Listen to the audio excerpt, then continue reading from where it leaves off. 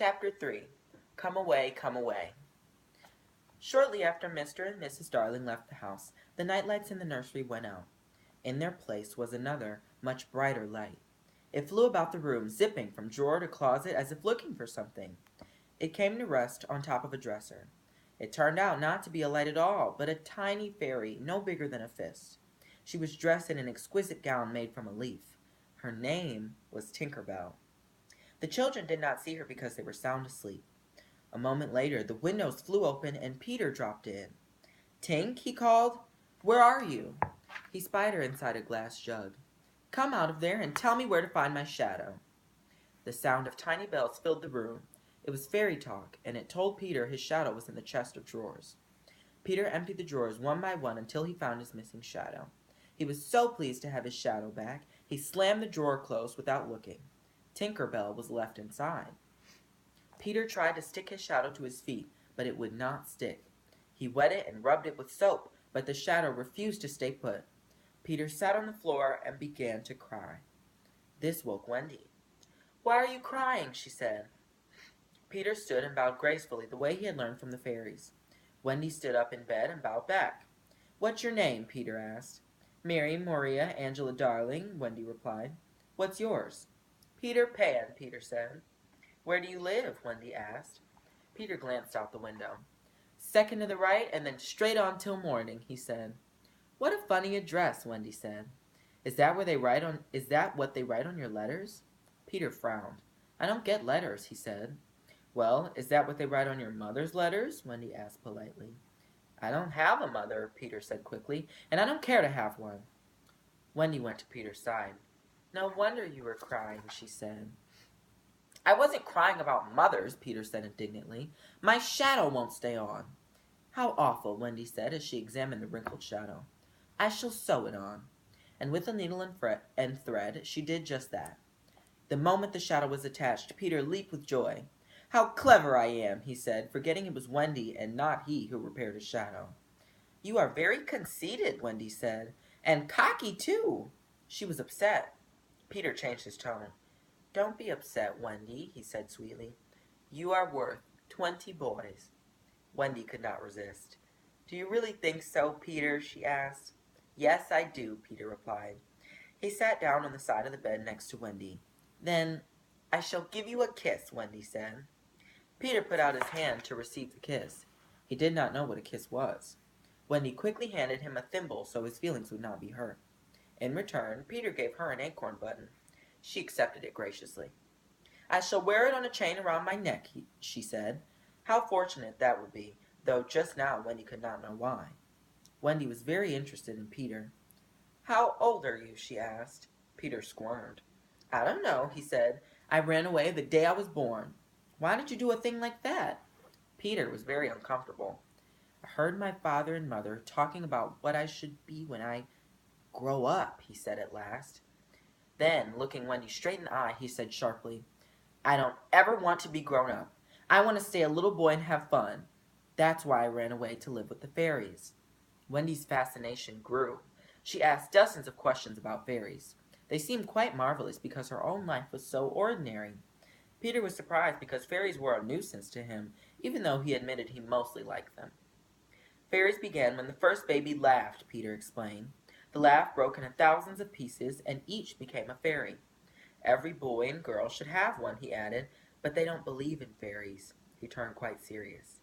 "Did you know that each time a child says, 'I don't believe in fairies,' a fairy dies?" Suddenly, Peter remembered Tinker Bell, who had remained very quiet. "Tink," he called. Wendy was thrilled to hear there was a fairy in her very own nursery. "Listen," Peter said gleefully. "I believe I closed her in the drawer." The sound of tinkling bells came from the dresser. Peter opened the drawer, and Tinker Bell, as angry as a hornet, flew out. She landed on the cuckoo clock. "Oh!" Wendy cried with delight. "She's lovely. I wish she were my fairy." Tinker Bell frowned and spoke rapidly to Peter in the tinkling bell sound that is fairy language. Peter could understand her quite well. "What did she say?" Wendy asked. "She's not very polite," Peter replied. "She says you are a big, ugly girl and that she is my fairy. Of course, she can't be mine because I am a boy and she is a girl."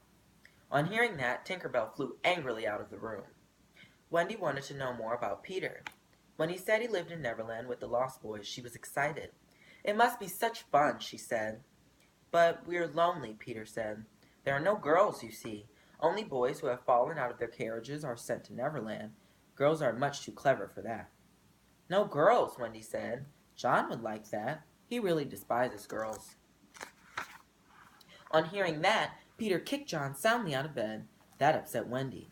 You may be captain in Neverland, she said, but you are not captain here. She softened her tone, for she knew Peter did not mean to hurt John, who didn't even wake up. Since you meant to be kind, you may give me a kiss. I mean, a thimble, she said, remembering that Peter thought a kiss was a thimble. The moment she leaned forward for the kiss, Tinker Bell flew into the room in rage. She tugged Wendy's hair soundly. Ouch, Wendy said. Why did she do that? She didn't realize that Tinker Bell was jealous. Peter walked to the window. It's time for me to go, he said. Wendy was very disappointed. She was more disappointed when Peter told her the real reason he had come to the nursery window the first time. It was to hear the wonderful stories your mother tells you, Peter said.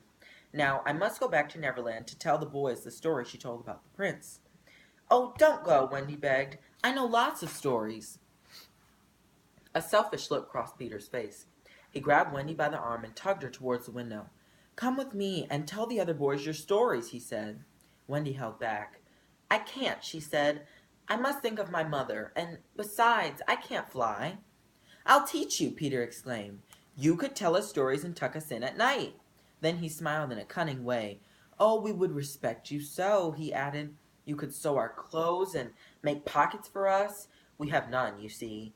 And you could see a mermaid. Oh, Wendy exclaimed with delight. Can you teach John and Michael to fly too? If you like, he said with a shrug. Wendy shook the boys awake. Wake up, she cried. Peter Pan is going to teach us to fly. Peter took to the air as the darling children watched with awe. It looked very easy. Let me try, John shouted. He leaped into the air, but fell down at once. Peter had not told the children one must have fairy dust blown on them first. He liked to tease that way. He quickly blew some fairy dust on each child. Now wiggle your shoulders like this, Peter said with a wiggle of his shoulders, and let's go. The children did as Peter said, and immediately rose into the air. Look at me, each shouted. Look at me. We shall go with you, Wendy called. There will be mermaids, Peter said, and pirates. Pirates, John exclaimed. Then what are we waiting for? Peter swirled around the room like a bird, though the children weren't quite as graceful as that. Nana heard the commotion. She tugged at her chain until it pulled loose. She ran straight into the house where Mr. and Mrs. Darling were attending their party. Something has happened at home, Mrs. Darling exclaimed as Nana bounded into the room. She and Mr. Darling rushed home with Nana at their heels. They ran into the house and raced up the stairs. The children laughed as they soared around the room. Suddenly, the bedroom window blew open. A tiny voice from a distant star caught Peter's ear. Beware, the voice said. Peter knew there wasn't a moment to lose. He flew into the night sky. Come with me, he shouted, and John and Michael and Wendy flew out of the window to join him.